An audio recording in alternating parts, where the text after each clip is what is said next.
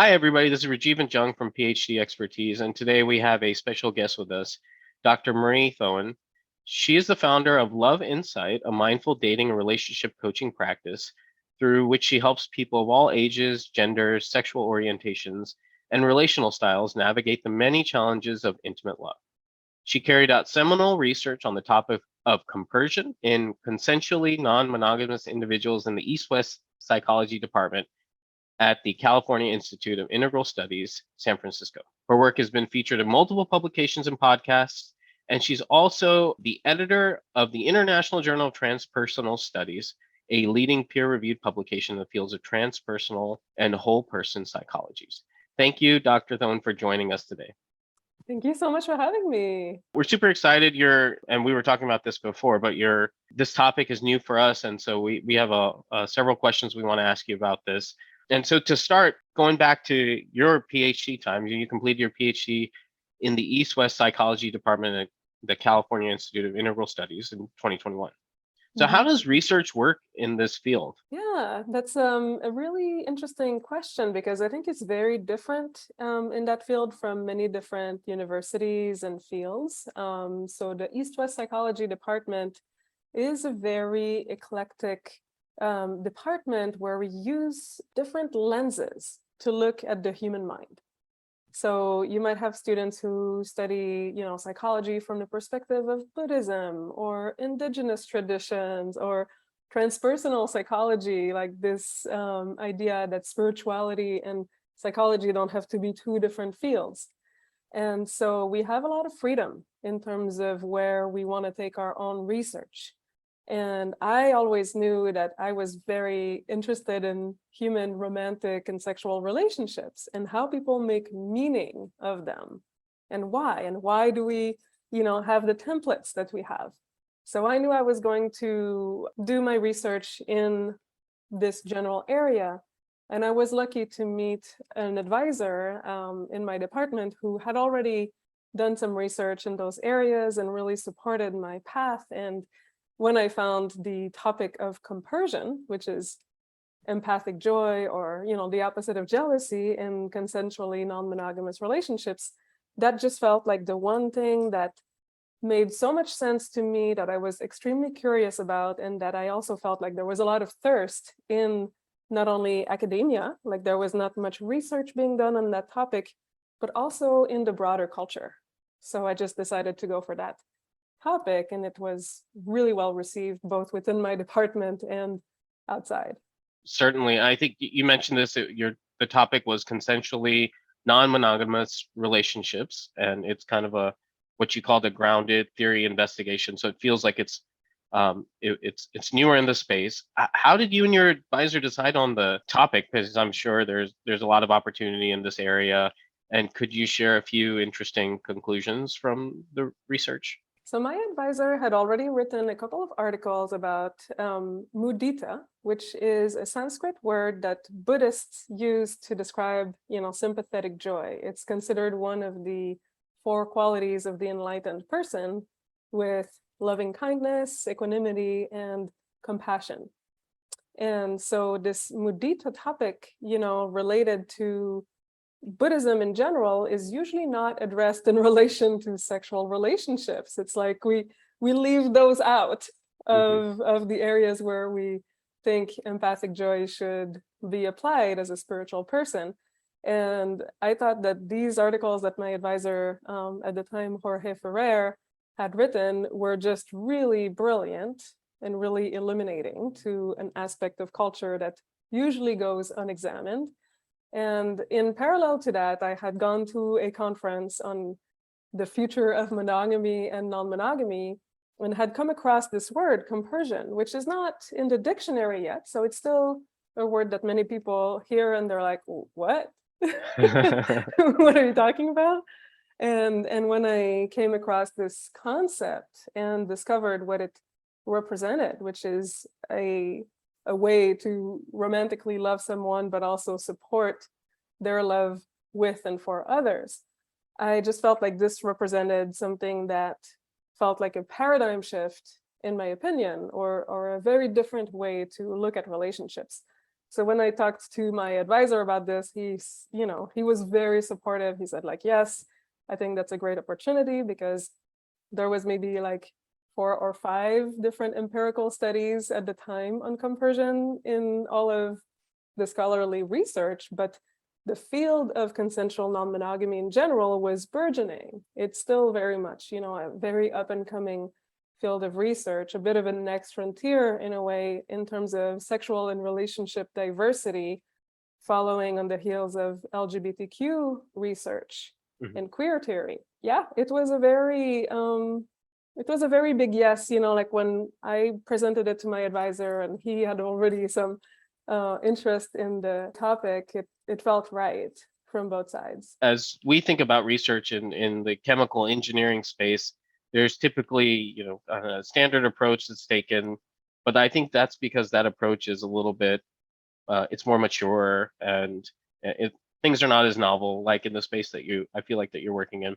And because of that, the conclusions are pretty predictable, I feel like. But could you share a few of the interesting conclusions from your work? Yes, thank you for reminding me. I forgot about that second part of your question. So because there was really so little existing research, I decided to start with 2 research questions. One was, what is compersion? Because that really was not answered in the literature. And I, came up with 3 themes. Compersion is empathic joy, so it's empathy, and that connects with a lot of psychological research on empathy and what that is and the neurological correlates. And number 2, it's about gratitude. That was one of the main emotions that were part of compersion, as the participants in my study described it. And then the 3rd theme was that compersion is a dynamic phenomenon. So it's not an on or off switch. You don't, either have it or don't have it. It's more of a spectrum.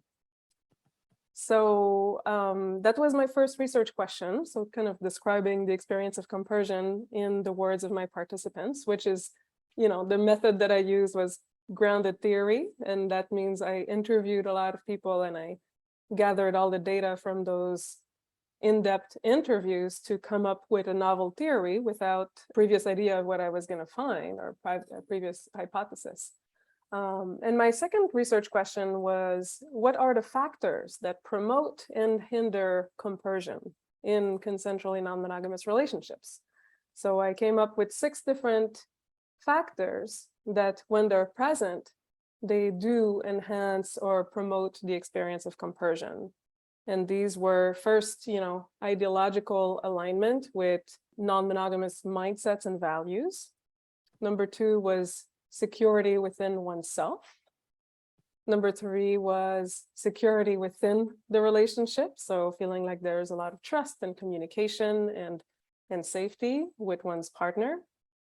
Then there was the rapport with the metamors, which were the partner's other partners. How do you feel about them? Do you communicate with them? Do you like them?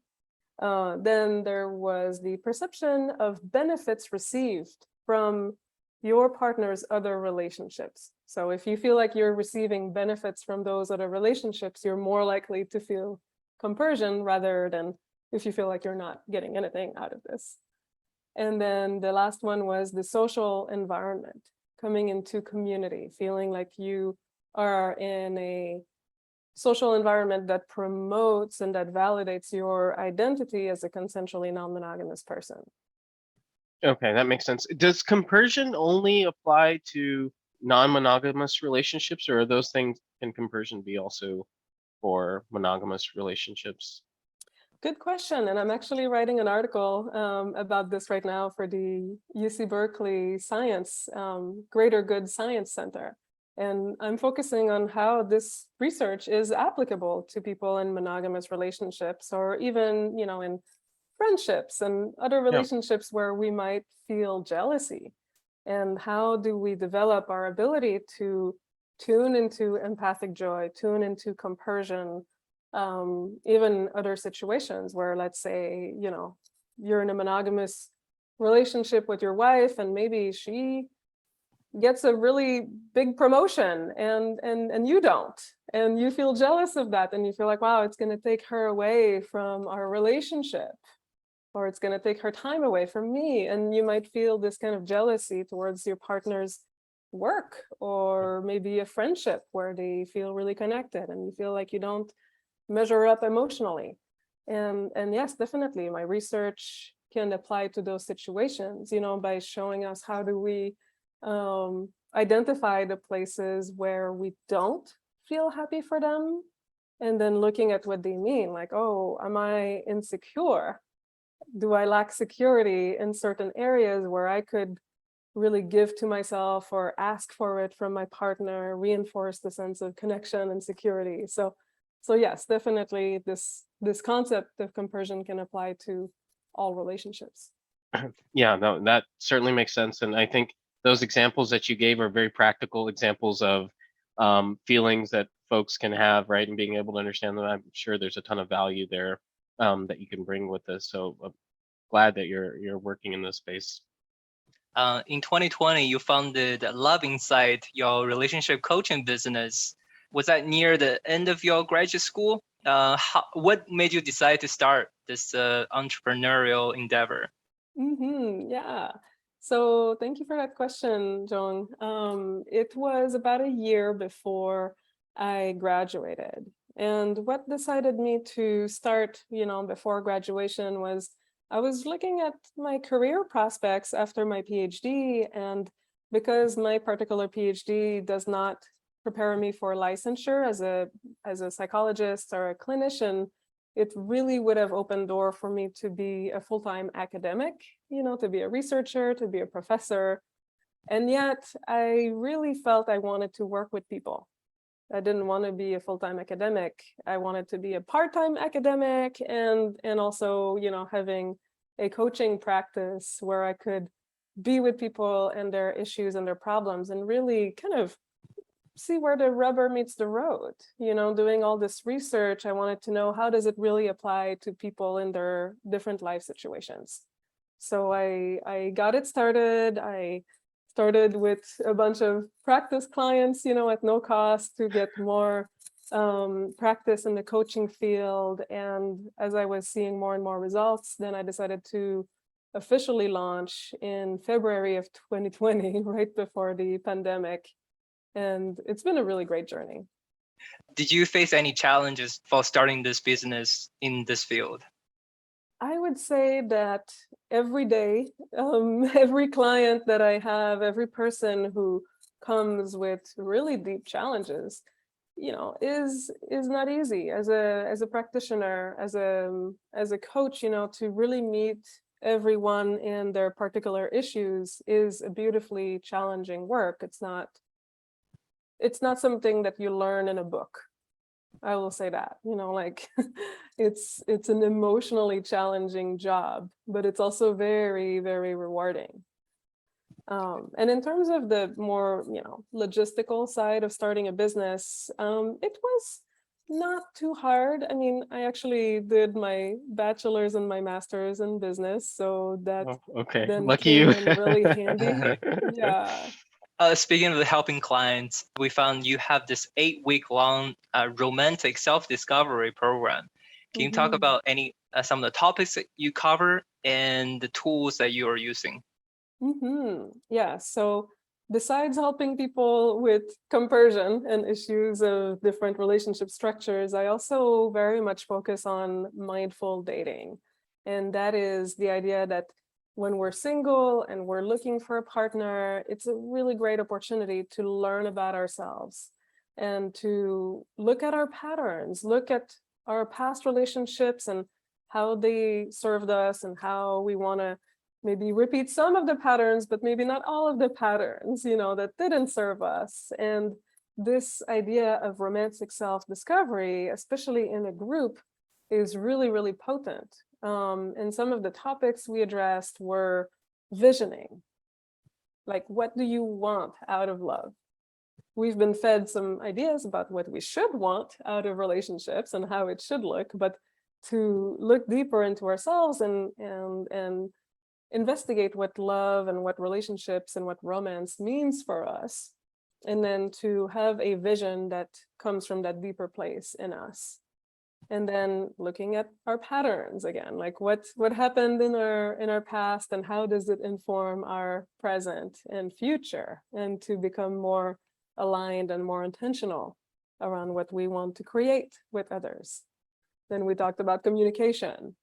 When we do meet people that we are interested in romantically, how do we communicate at that level? How do we be really authentic and really heartfelt, rather than playing games and trying to project things that are not true to, control the situation or to play seduction games, like just to be really authentic in our communications, both online and offline. So these were the main topics in that group. And this is a lot of what I talk to, with my clients individually as well. I had a follow up there, and that is, it seems like there's a lot of, this is a very personalized kind of service. How do you, come up with kind of what you are going to talk about with folks, and what kind of things? I'm sure a lot of it is experience and the fact that you do this so often, but how do you decide what the topic should be or the direction that you want to go in the conversations that you're having, the coaching that you're providing should be? You mean in a one-on-one setting? Yeah, in a one-on-one setting. Yeah. Well, I would say that the main way to find out like what is the most important thing to talk about is to ask the client, where do you feel like your bottlenecks are in your love life? And that's funny because that's a concept that I learned in business school. The idea of bottlenecks, when you look at a company, when you look at a system, if you want to expand its capacity, you look at where the bottlenecks are. Maybe it's, in a normal, in an industry, like a manufacturer, you might say like, oh, it's this machine. This machine is working slower than the other machine, so you can't really produce more. Or maybe it's the sales, there's not enough customers. Yeah. But in somebody's love life, it might be like, oh gosh, like I have this bottleneck from my childhood where like I believe that I don't deserve love. And how am I going to approach someone with an open heart, feeling like, yes, I can connect intimately? Or maybe my bottleneck is communicating, like when I'm on a dating app, I don't know what to say. And I end up in those boring conversations that lead nowhere. Yeah. Yeah. Or maybe it's when I start becoming intimate with someone that then I start feeling really scared and I'm not sure why. So then we just go, we go address those bottlenecks. We investigate them, we bring awareness, and then we bring practices and insight that can help untie those knots that we've all accumulated along the way. In terms of setting, if I remember correctly, this romantic self-discovery is a group setting. Do you find it's also as effective as one-on-one coaching? Can you share some your observations? Yeah, I think that the group brings things that the one-on-one setting doesn't bring. And that is to hear, in this case, there were 7 participants. And for each person to hear 6 other people sharing their experience, sharing their pain, sharing their challenges, sharing their hopes and solutions, can bring a lot more validation to someone. Because I'm just one person. When I sit in front of a client and I'm telling them like, wow, like what you are experiencing is totally valid, totally normal, it has a very healing and normalizing effect. But when they hear 6 other people having those experiences, it can be even more powerful, and it can bring a sense of community and a sense of, oh, okay, I'm not alone doing this. And on the other hand, though, the one-on-one setting allows me to go really deep with each person, which, cannot necessarily happen in a group. So I think both have their clear advantages, and they're both really, really transformative. Have you considered providing this type of coaching and service to married individuals or individuals who are in relationships? Yeah, I'm actually working with a few couples right now. Some of them are monogamous, some of them are non-monogamous, or wanting to open the relationship and make it work with, dating other people. So it's really interesting when we get into that setting, like with two people who have their individual needs and sometimes frustrations, challenges, and to help remind them, like that it's about creating a common vision and remembering love, and that they chose each other, and it's very rewarding, and it can be pretty complex. I mean, when people are in front of me and they're mad at each other, this can be a hard knot to untie, but it's definitely possible and helpful to have a third party. I remember at my college graduation, one of my professors gave me this book called The Defining Decade, written by Dr. Meg Jay, who is a clinical psychologist. She made a really interesting point that we spent years at school to study, to prepare for our future careers.